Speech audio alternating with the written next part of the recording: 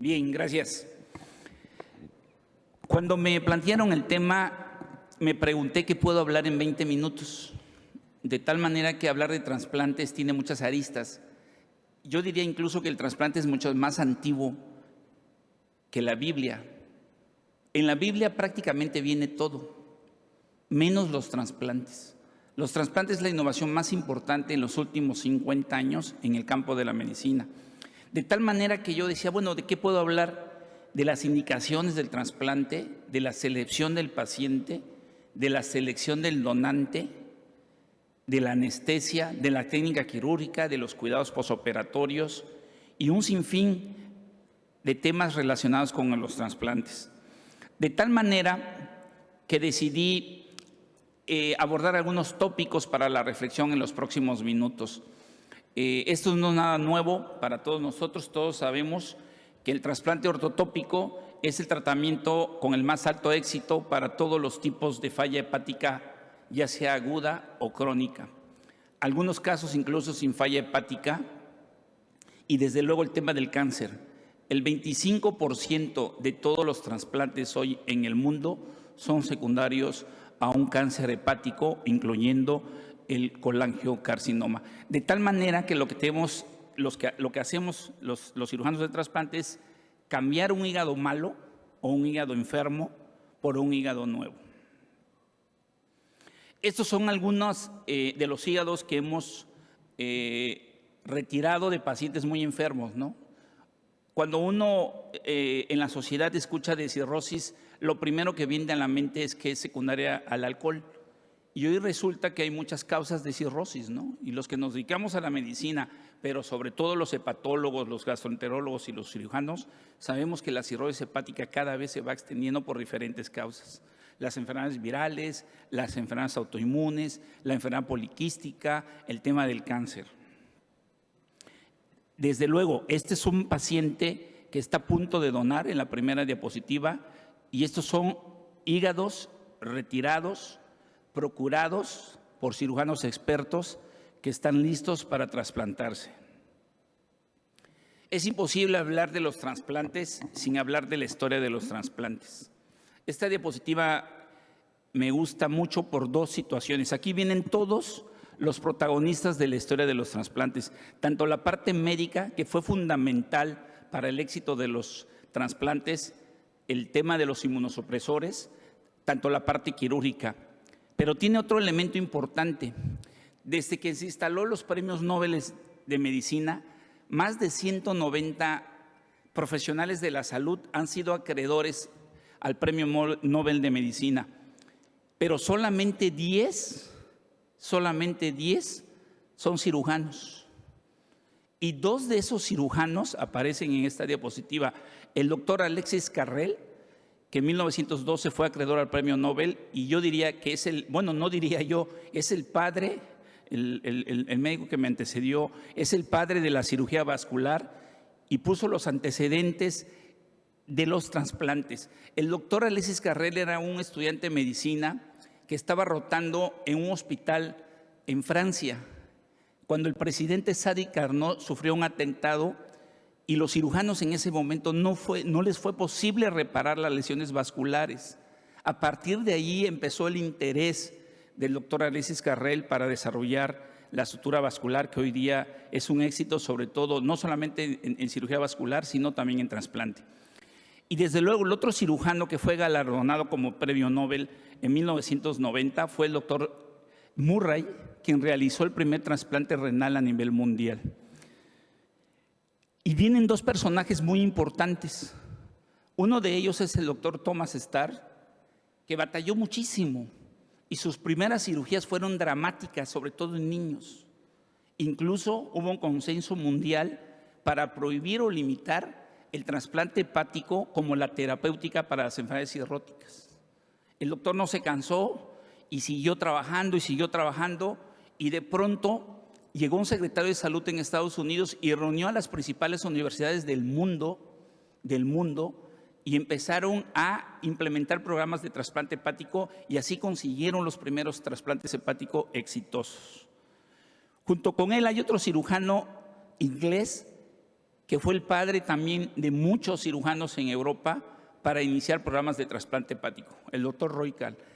Dicho de paso, que fue el que introdujo la ciclosporina, el principal inmunosupresor junto con el tacrolimus, un inhibidor de calcineurin 2, para prever el rechazo y favorecer el trasplante. También aquí aparece el doctor Joseph Borrell, que fue el que descubrió la ciclosporina, pero de manera casual, de manera fortuita. Estando de vacaciones, descubrió un hongo que es la pieza medular de este fármaco que se llama ciclosporina. Confieso que no tengo ninguna acción en Novartis, ni tengo conflicto de interés, es simplemente un brevario cultural. En América Latina y sobre todo en mi país, un cirujano muy capaz, muy innovador y que se formó con el doctor Thomas Starr, y dicho sea de paso, muchos cirujanos del mundo se fueron a preparar a Pittsburgh y regresaron a sus países para implementar programas de trasplante hepático, es el doctor Dillis, que en paz descanse, maestro de muchos de nosotros y un brillante cirujano. Esta frase, sobre todo para los cirujanos jóvenes, dice: la historia de la medicina es aquello que fue inconcebible ayer y hoy es rara vez alcanzable. Frecuentemente llegará a ser rutina mañana. Y esto tiene que ver mucho con la plática anterior, que seguramente en unos años en la siguiente generación lo estaremos viendo todos nosotros. ¿Por qué es tan importante el trasplante hepático? Es una pregunta muy interesante para todos nosotros. En Estados Unidos ocupa una de las primeras causas de mortalidad. Ya decíamos, la cirrosis puede ser de cualquier tipo, ya sea viral, ya sea por enfermedad metabólica, ya sea por cáncer, ya sea por complicaciones propias de una cirugía, de una colistectomía, por cierto. Y en América Latina no es la excepción. Este es un documento oficial de las primeras 10 causas de muerte en toda nuestra América Latina. Y desde luego, en mi país, fíjense nada más, en un país de 130 millones de habitantes, es la cuarta causa de muerte en México. No sé cómo está en República Dominicana, pero seguramente debe estar en uno de los primeros lugares como causa de mortalidad. La cirrosis hepática, según los datos mundiales, más de 10 millones padecen algún tipo de cirrosis, sobre todo en fase terminal no descompensada. Y únicamente se realizan 32,000 trasplantes al año. De tal manera que el déficit entre pacientes que requieren un trasplante es enorme, si tomamos en cuenta esos 10 millones y solamente se realizan 32,000 trasplantes al año. Esta gráfica enuncia todos los trasplantes que se realizan país por país. El trasplante es una de las actividades que está totalmente auditada, es censable, está verificado quién es el donante y quién recibe el órgano. Y cuando nosotros lo vemos por tasa de población, vean este mapa. Los países desarrollados, desde luego, como la Europa Central, Estados Unidos y Canadá, tienen un mayor número de trasplantes por millón de habitantes. Y en América Latina, los países que han crecido a pesar de las dificultades, porque en América Latina tenemos algunas cosas en común, los partidos, los gobiernos que van y vienen. Sin embargo, hay países que han crecido de manera significativa, como son Argentina, Brasil, Colombia, Uruguay, y vean la tasa de donantes que tienen, no de donantes, perdón, sino de trasplantes por millón de habitantes. ¿Dónde estamos hoy? El fenotipo, las características de los pacientes que reciben un trasplante, cada vez tenemos pacientes más añosos, tenemos un tema que es muy importante, que es la fragilidad de los enfermos y la obesidad. La obesidad es un problema mundial y se dice que más del 25% de la población mundial tienen un grado de obesidad. Y las enfermedades asociadas a estas enfermedades hepáticas, como puede ser las enfermedades cardiovasculares o la enfermedad renal. La indicación del trasplante inicialmente eran pacientes que estaban asociadas al virus de la hepatitis C. Hoy día esto se ha ido disminuyendo y se han ido incrementando los pacientes con esteatosis hepática no alcohólica. El tema del alcohol sigue siendo una gran de gran prevalencia, sobre todo en algunos países específicamente, cuya primera causa de cirrosis es el alcohol, y desde luego las indicaciones extendidas para los pacientes con cáncer hepático y el tema del colangiocarcinoma. De tal manera que tenemos pacientes cada vez más difíciles, más complicados, con mayor morbilidad y con criterios expandidos de cáncer para trasplantarlos. Cuando nosotros hablamos de los pacientes complicados, este es un caso que ejemplifica de manera muy artera el tema de la trombosis portal. Muchos de los pacientes que llegan a trasplante llegan ya muy descompensados con hipertensión portal importante, con ascitis, con periodos frecuentes de encefalopatía hepática, y ese es un trombo. La gran mayoría, en forma crónica por la respuesta inflamatoria sostenida, presentan trombo de la porta. Y si el cirujano no tiene la habilidad o la capacidad o no fue identificado en forma adecuada, este trasplante seguramente será fallido. Ya hablamos del tema del cáncer. Otro tema importante es la obesidad y el trasplante hepático. Hoy mismo la indicación más frecuente de trasplante en mujeres es la esteatosis hepática no alcohólica y la segunda causa de indicación en los hombres. ¿Qué hacemos con los obesos? ¿No trasplantarlos? Vean esta diapositiva muy interesante, donde sugieren que los pacientes con cirrosis no descompensados pueden ser candidatos a una manga gástrica y si mejoran y la función hepática se conservan, no trasplantarlos. Y si no mejoran, hay que trasplantarlos, pero con un programa de rehabilitación, con un programa nutricional y con dos alternativas: o hacer un trasplante simultáneo hepático con una manga gástrica, si el paciente lo permite, o bien trasplantarlo y 3 meses después llevarlo a una manga gástrica para que pierda peso. La manga gástrica hoy día es una alternativa extraordinaria para los pacientes con obesidad grado 2 o grado 3. Muchos de ellos mejoran la sobrevida en más del 40% y más del 50% resolverá el problema de la diabetes de fondo. Y no soy cirujano bariatra, pero estos son los datos que tenemos a nivel mundial. Otro tema muy interesante, un hígado de un donante de 30, 40, 50 años con HIV controlado y con previo consentimiento informado. Pero esto es algo que se hace normalmente en muchos países de Europa, en algunos países de Estados Unidos y en pocos países de América Latina, porque tiene varias regulación sanitaria. Los donantes hoy cada vez son más añosos.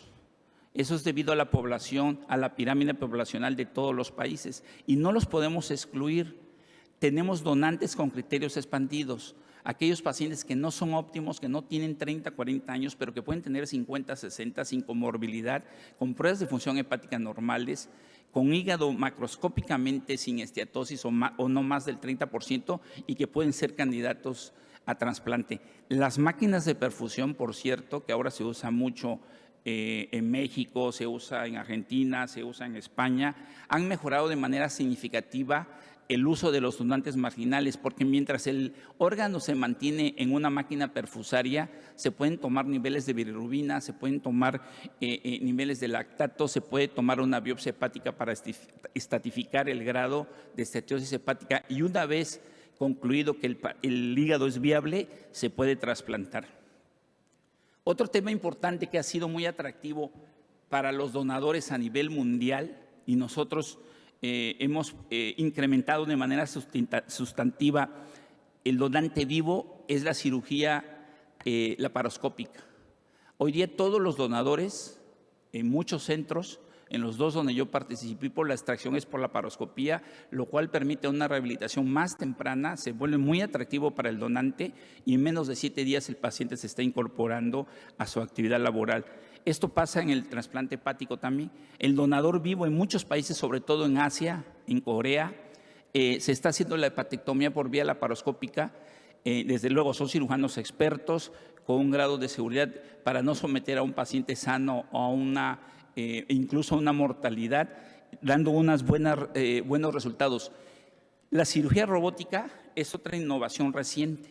Hace un par de días han realizado en Estados Unidos el primer trasplante de corazón con un robótico de manera exitosa, y desde luego aquí hay compañeros, colegas españoles que esto lo hacen de una rutina frecuente en trasplante renal.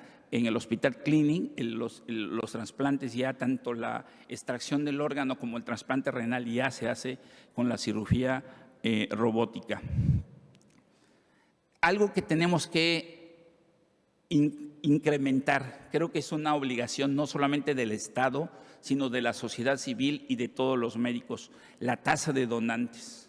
Esto no crece, crece de manera muy lenta, pero un país que ha sido vanguardia, que ha sido líder en los últimos 20 años, son los españoles. La tasa de donantes en España durante mucho tiempo osciló entre 30, 40, hoy andan en 52.6 el año pasado. Para que se den una idea, la Europa Central, Estados Unidos y Canadá traen una tasa de donación alrededor de 20, 25 hasta 30 donantes por millón de habitantes. En América Latina, Uruguay, Argentina, Brasil andan entre 20 y 25 donantes por millón de habitantes. Y el resto de la América Latina andamos en menos de 5 donantes por millón de habitantes. De tal manera que tenemos trabajo todos, el Estado, la sociedad civil, pero sobre todo los médicos. ¿Existe un límite para el trasplante? Porque todos vamos a envejecer, invariablemente, todos. Y todos vamos a estar en condiciones de poder requerir un órgano, porque hoy día se trasplanta todo, ¿eh? Hoy ya se trasplanta corazón, páncreas, intestino, riñón, se trasplanta la cara, el pene, el útero, prácticamente se trasplanta todo, excepto creo que el cerebro, pero la piel, los huesos. De tal manera que la pirámide poblacional a nivel mundial, cada vez vamos a ver pacientes, y yo incluso lo estoy viendo en mi consultorio, cada vez vemos pacientes geriátricos, cada vez vemos pacientes más añosos, porque la sobrevida ha incrementado de manera exponencial, no solamente en los países industrializados, sino en todo el mundo, porque hay medicamentos, porque hay tratamiento, porque está la cirugía endovascular, por muchas razones se ha ido prolongando la supervivencia del hombre.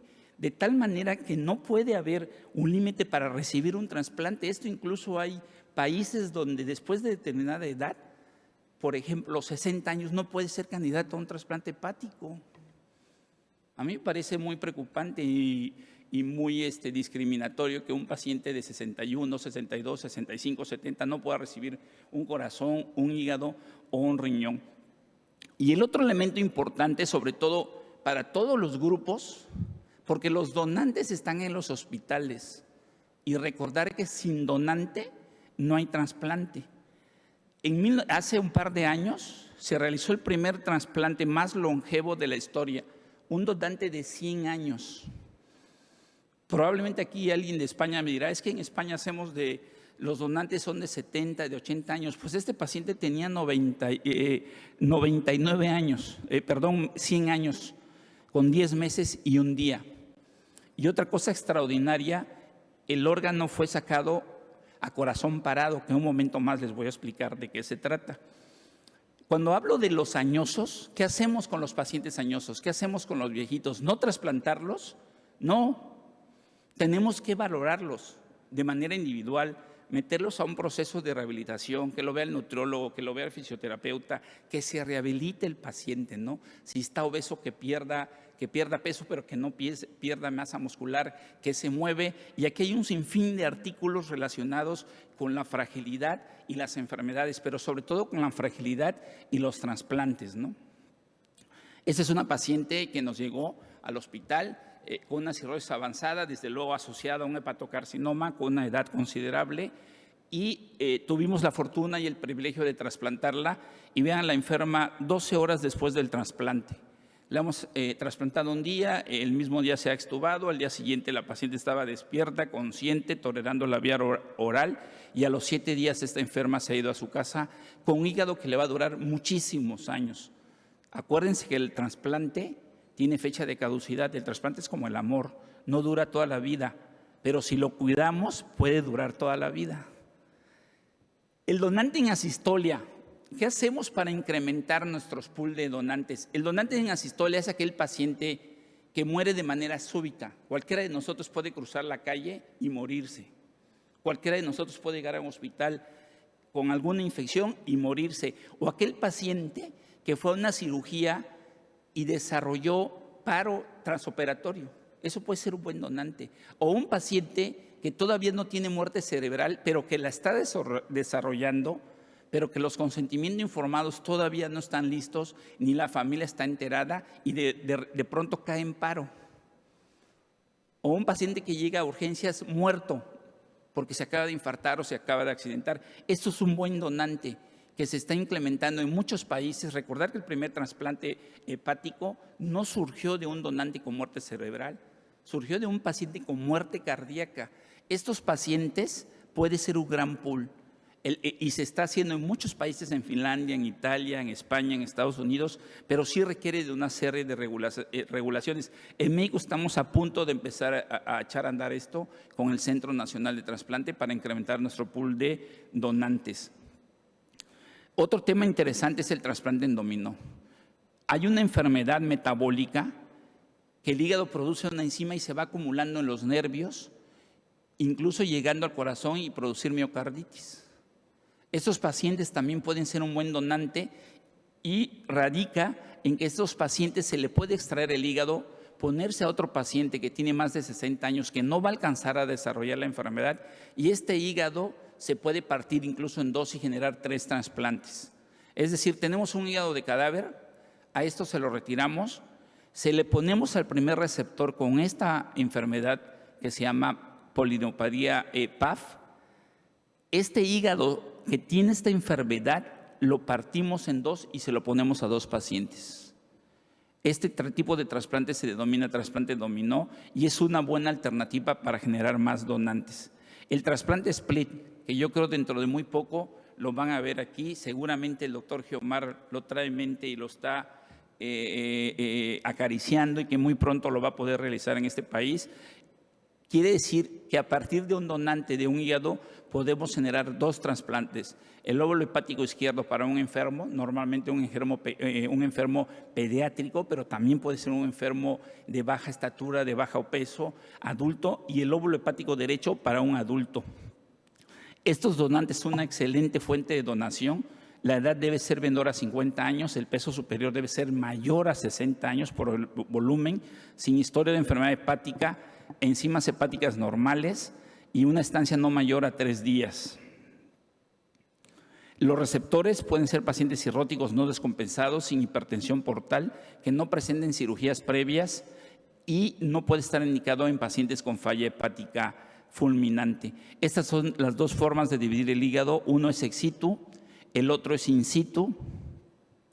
Y desde luego, una vez hecho la partición, podemos hacer el trasplante con lóbulo hepático izquierdo con algunas variaciones, por ejemplo, de la vía biliar haciendo una derivación hepato y ayuno, y el lóbulo derecho con la clásica tradicional haciendo una anastomosis colédoco-colédoco. La técnica quirúrgica tendrá algunas variaciones, algunas ventajas y desventajas, ya sea que sea ex situ o que sea in situ. La selección de receptores para el split es muy importante conocerlas y, desde luego, en la curva de aprendizaje tomar en cuenta ciertas consideraciones, por ejemplo, peso entre 10 y 20 kilos, menor a 10 kilos y evitar en niños con dificultades técnicas. Otro elemento importante es la planeación para hacer programas exitosos de trasplantes. Es importante la selección óptima del paciente, la selección del donante, la técnica quirúrgica, la anestesia. Los intensivistas deben estar muy preparados, el tema de la inmunosupresión, la preservación de órganos y los aspectos técnicos de la cirugía. Nosotros implementamos algo que cambió totalmente la historia de los trasplantes en mi hospital, haciendo una reunión antes del trasplante, durante y después de la cirugía. Esto mejoró de manera importante y es un valor más de nuestro programa para realizar más de 30 trasplantes al año.